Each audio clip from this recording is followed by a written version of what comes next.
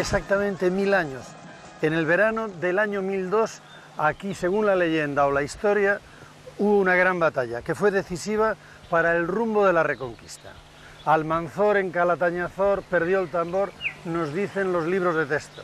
El campo se tiñó de sangre y el cielo se pobló de buitres. Por eso, desde entonces, a este valle soriano, que está a los pies de Calatañazor y donde, según la leyenda, se celebró la batalla, se le conoce como el campo de la sangre. No está asegurado históricamente que Almanzor fuera derrotado en este punto por la coalición cristiana de los reyes de Navarra, León y el condado de Castilla. Pero sí es cierto que con la muerte de Almanzor comienza el fin de la hegemonía musulmana en la península.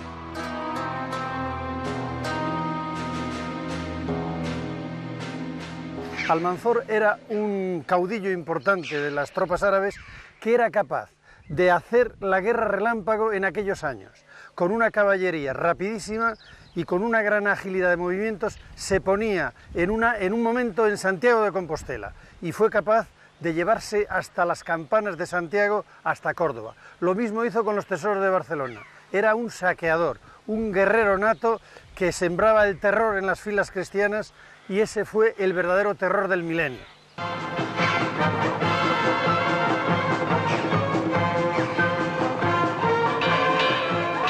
Almanzor, que es una deformación de Al-Mansur, en árabe quiere decir el victorioso por Alá. A lo largo de su larga vida, él murió a los 65 años y se cree que de gota y no en esta batalla, llevó a cabo más de 50 campañas victoriosas todas en tierras cristianas. Arrasaba y saqueaba todo lo que se ponía a su alcance y se llevaba el botín y los presos a Córdoba, al califato, y los utilizaba como esclavos en las obras públicas de los musulmanes.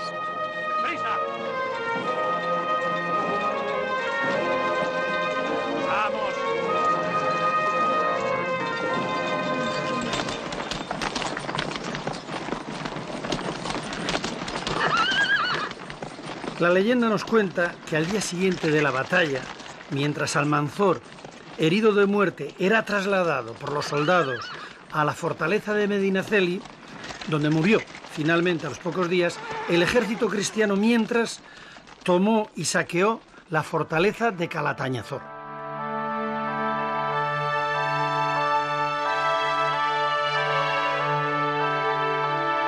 Desde entonces, la villa fue creciendo en prestigio y muchos cristianos se instalaron allí para vivir. Reforzaron las defensas musulmanas que existían y construyeron unas nuevas, y en su interior edificaron una gran villa medieval que aún podemos contemplar.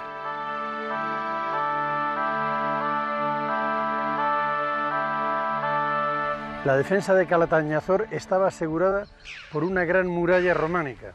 Es una muralla muy bien construida. Está realizada con sillarejos separados por ripios. En la base del castillo se encuentra una de las numerosas ermitas que había extramuros de la ciudad. A partir de este momento, comienzos del siglo XI, los reinos cristianos no dejarán de presionar sobre el territorio andalusí, que cada vez estaba más debilitado por la fragmentación de la unidad del califato de Córdoba en numerosos reinos de taifas.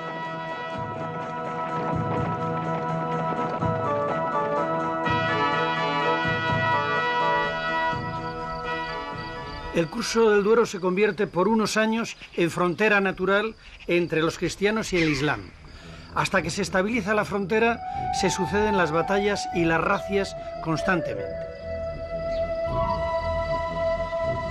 Para los cristianos es fundamental conquistar todo el desierto estratégico del Duero y llegar mucho más allá del sistema central, incluso hasta el Tajo, cuanto antes, para poder asentar allí a la creciente población que está comprimida en las montañas y mejorar las condiciones de vida de sus gentes.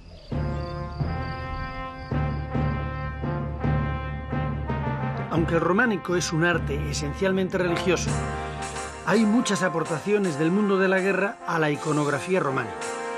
Es muy frecuente ver en capiteles románicos soldados ataviados a la usanza de la época, con mallas, escudos y armas. Por ejemplo, en la matanza de los inocentes, pues los soldados de Herodes están vestidos como los cristianos que combatían a los musulmanes.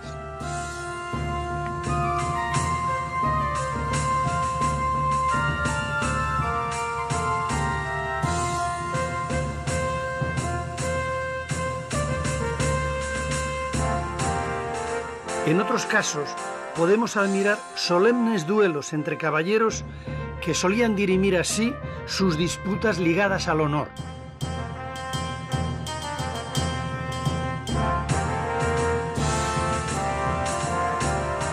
También en las ilustraciones de los Beatos abundan las representaciones de ejércitos cristianos. Es el ejército de Dios luchando esta vez contra el diablo. Las ilustraciones más curiosas de todas y muy poco conocidas son las pinturas murales que se han conservado en la Torre de Hércules en Segovia. Representan escenas de batallas entre moros y cristianos, un verdadero cómic de la época. La más llamativa de todas es la toma de un castillo. La lucha entre asaltantes y defensores es encarnizada y los defensores se defienden arrojando piedras, una tras otra.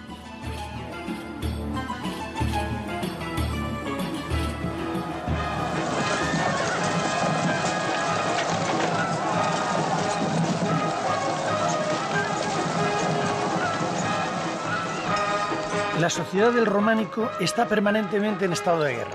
Pero no solo por la lucha contra el Islam, contra los musulmanes, que es la principal, sino que también los reinos cristianos están permanentemente guerreando entre sí, pues por herencias o posesiones.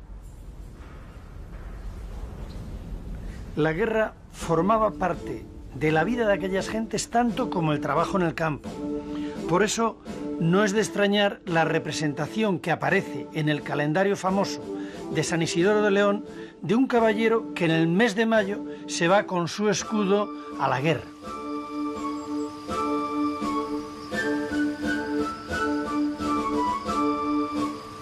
La primavera era el mejor momento para empezar las campañas bélicas debido a la mejora del tiempo y a la abundancia de pastos para los caballos. Sin embargo, no todo era guerra. La Iglesia, de vez en cuando, en fechas señaladas, grandes celebraciones, imponía un alto el fuego en la lucha, para que los guerreros se ocuparan de sus asuntos espirituales. Era la llamada tregua de Dios.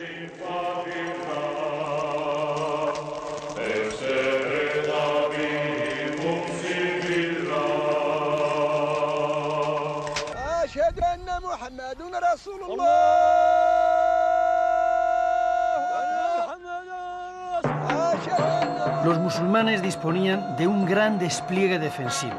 Lo habían levantado en la época de máximo esplendor del califato y eran fortificaciones y poblaciones que estaban amuralladas en los puntos estratégicos de la frontera. A través de ellos y a partir de ellos mantenían una presión constante para desalentar las posibles invasiones de los cristianos. Este es el caso de Peñalcázar o de Ágreda, ambos en la provincia de Soria.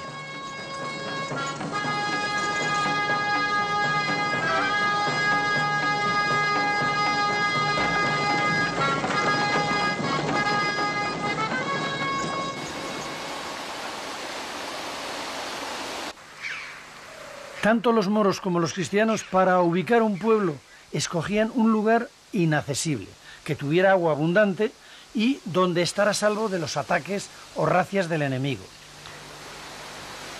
Traemos aquí el ejemplo cristiano de los castellanos en Orbaneja del Castillo, que colgaron literalmente el pueblo sobre un barranco del río Ebro.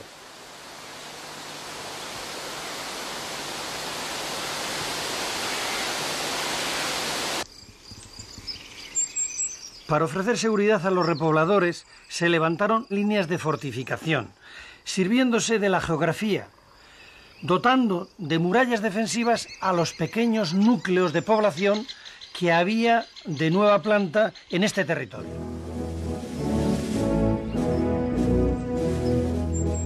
La seguridad de los nuevos pobladores cristianos dependía de la solidez de los lienzos de las murallas, y detrás de ellas se organizaba no solo la vida cotidiana, sino la resistencia o la ofensiva frente al atacante.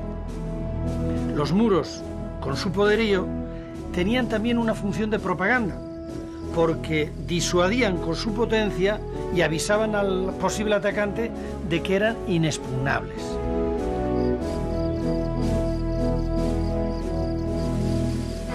Las villas amuralladas eran en gran medida construcciones militares. Por eso, cuando un pueblo era reconquistado o arrebatado al enemigo, inmediatamente era refortificado para ser utilizado como nueva fortaleza.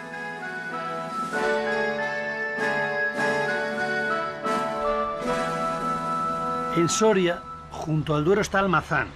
Allí tenemos la posibilidad de ver en parte lo que fueron las grandes murallas que tuvo. A finales del siglo XI pasó a manos cristianas, pero conservó el nombre árabe, Almazán, que significa lugar fortificado.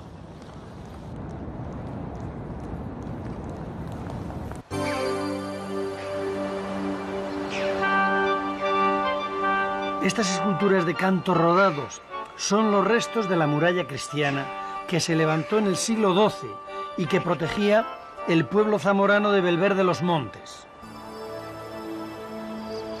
En muchos casos, para la construcción de las defensas se aprovechaban las ruinas de viejas poblaciones romanas o godas, como hicieron aquí en Castrotorace de Zamora, donde se alzó también en el siglo XII una importante ciudad medieval, que era la que controlaba el paso por el río Esla.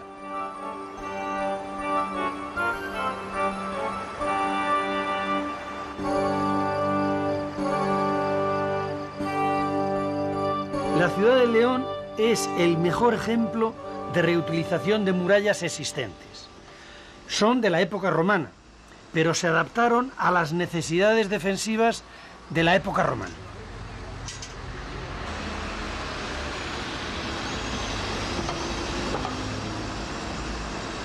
Tienen más de 5 metros de grosor. A esto le añadieron torres de defensa como esta de los Ponce, que fue levantada en el siglo XI sobre esa muralla romana que he citado.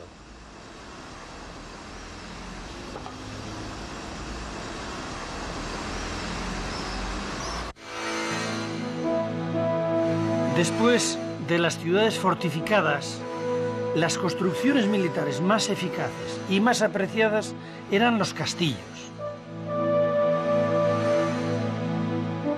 En torno a la conflictiva zona del Duero se conservan muchos, y entre ellos destaca la impresionante fortaleza de Gormaz, la de mayor perímetro de toda Europa, y en su recinto podían refugiarse todas las poblaciones del entorno y un ejército completo. Los musulmanes fueron los primeros que comenzaron a construir castillos en la península ibérica. Lo hacían para poder defender en tierra extraña las posiciones que tenían después de las conquistas. En el norte, al contrario, los cristianos hacían castillos para defenderse de la invasión musulmana. Desde esta fortaleza de Gormaz se domina todo el horizonte. Situada al borde del Duero, era junto con la capital, Medinaceli, el punto clave de la defensa del mundo musulmán durante la época del califato en sus incursiones y avanzadillas sobre los reinos cristianos. Con la muerte de Almanzor, esta fortaleza fue cambiando de manos sucesivamente, ora en manos musulmanas, ora en manos cristianas. Junto con otros castillos que lo rodeaban y sobre todo apoyada por las atalayas de visualización del enemigo, formaba un enclave defensivo que no tiene parangón en todo el horizonte de las luchas de cristianos y musulmanes.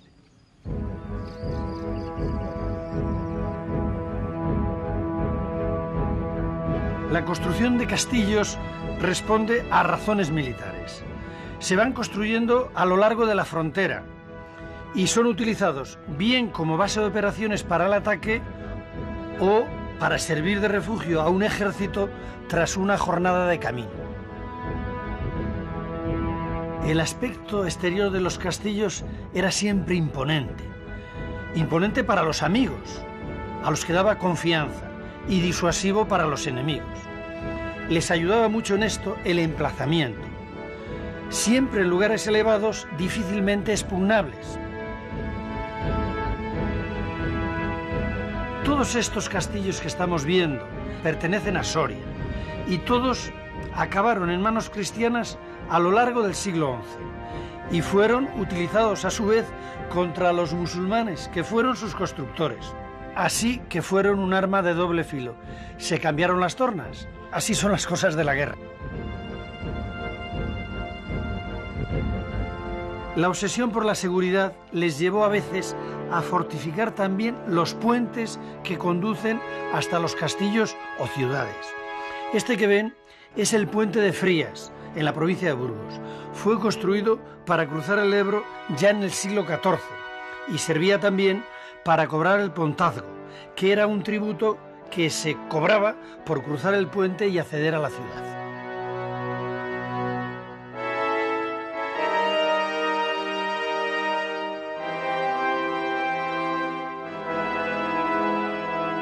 Otro tipo de construcción militar de la época románica son las torres de guarnición y de defensa. Se conocen como torreones. Son pequeñas fortificaciones cuadradas en forma de torre que servían de puntos de control y apoyo a los castillos, y también para cobijar en su interior a unas pocas decenas de personas en caso de racia del enemigo. Por este motivo, situaban la puerta de entrada a unos 4 metros de altura, para evitar que el enemigo la derribara con un ariete. ¡Los cristianos! ¡Los cristianos! ¡Están ahí! ¡Quemando la cosecha! ¡Los cristianos!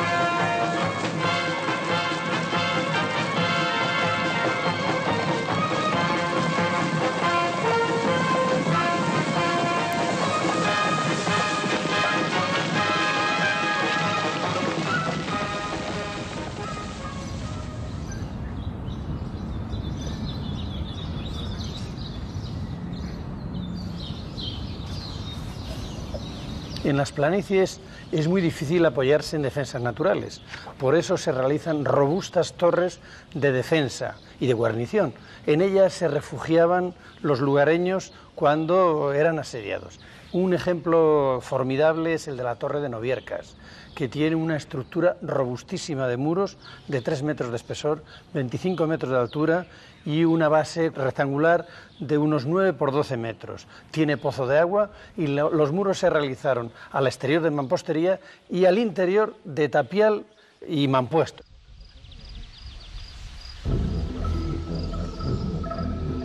Los primeros torreones también fueron construidos por los musulmanes, en la época califal, en el siglo X, cuando trasladaron su cuartel general de la Marca Media, es decir, de su frontera, a Medinaceli. Por esta razón, en el noroeste de Soria quedan tantos ejemplares de estos torreones que han organizado una ruta de los mismos.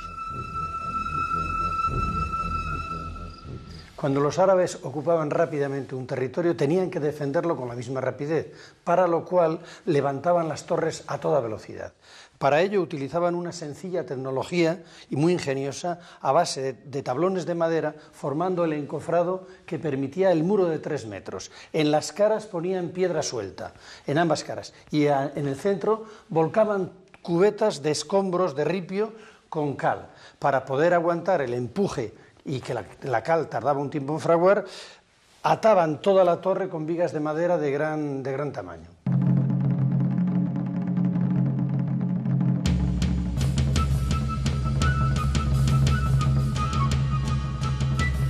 Estos agujeros que ahora se ven en los muros de los torreones son aquellos donde iban alojadas las agujas de madera que cosían los encofrados y que se quedaban dentro del muro cuando se retiraba el encofrado.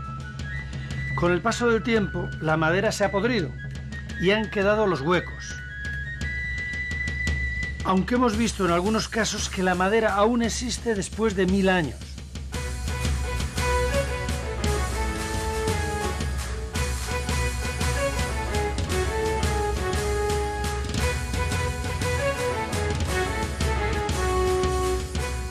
Los torreones estaban situados de tal forma a lo largo de un valle que permitía desde un torreón visualizar el siguiente. Así se podían avisar entre ellos en caso de ataques por sorpresa.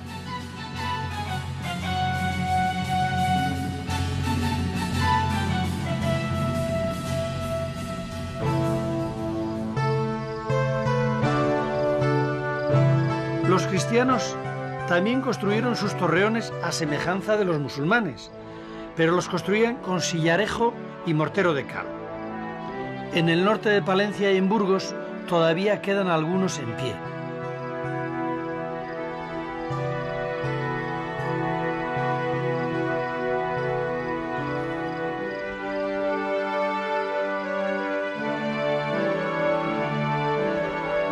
Algunos de los torreones que pasaron a manos cristianas fueron utilizados como elementos de las iglesias nuevas, con distintas funciones, bien sea de sacristía o principalmente como torres de campanarios. La más llamativa de todas estas es la de Hinojosa del Campo. También está dentro de la ruta de los torreones de Soria. Esta iglesia tiene nada más y nada menos que 2 torres. La más pequeña, que es la que sirve ahora de campanario, fue la que dejaron los moros.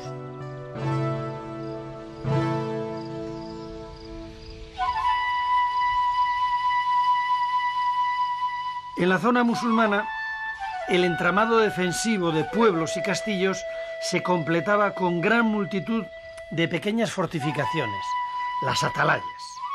La misión de estas pequeñas torres era controlar y avisar de cualquier movimiento militar que hubiera en la zona. Eran torres de vigilancia y de comunicación. Un elemento clave en la defensa, también en el ataque, eran las atalayas, que eran unas edificaciones de base circular y tendencia cónica, desde las cuales se dominaba totalmente el paisaje. La prueba que estaban muy bien emplazadas es que compiten con ellas ahora las antenas de telefonía. De una a otra atalaya podía haber 3 o 4 kilómetros. Desde esta hasta el castillo de Gormaz hay unos 15 y se visualizan entre las dos perfectamente. También compiten ahora con las atalayas y están situados en su proximidad los vértices geodésicos que señalizan el territorio.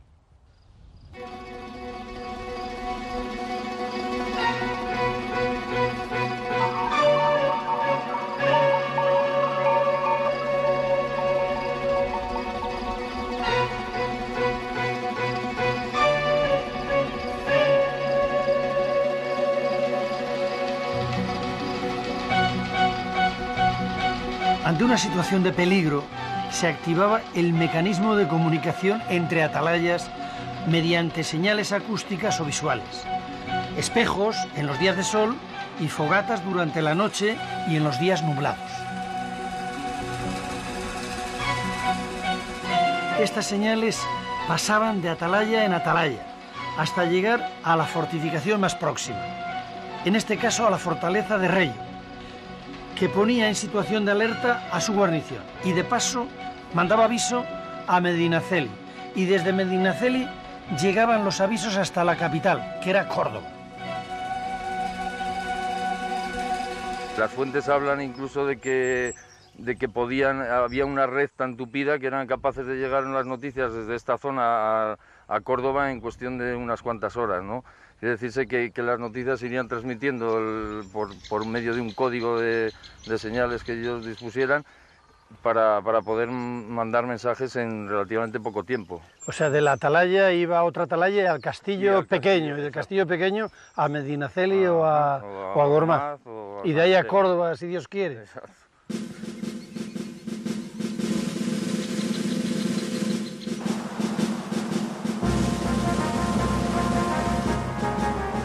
Los cristianos también tenían en su sistema defensivo una construcción muy particular, que eran las iglesias encastilladas.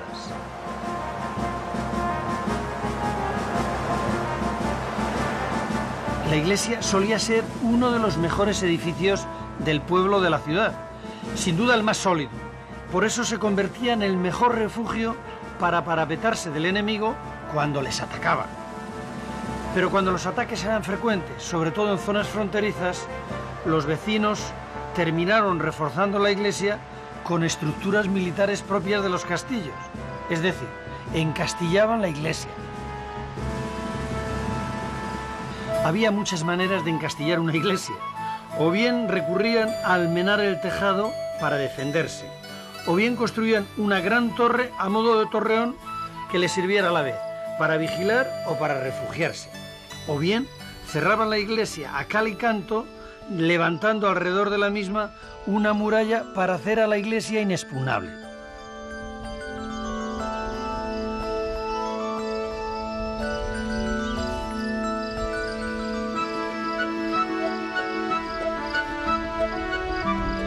Se han conservado muy pocas iglesias encastilladas, pero en la Edad Media era muy habitual. Era muy habitual que los templos tuvieran un aspecto bélico, porque el hombre del románico acabó haciendo de la fortaleza de la fe un baluarte militar. Ya sabemos que la guerra es la guerra.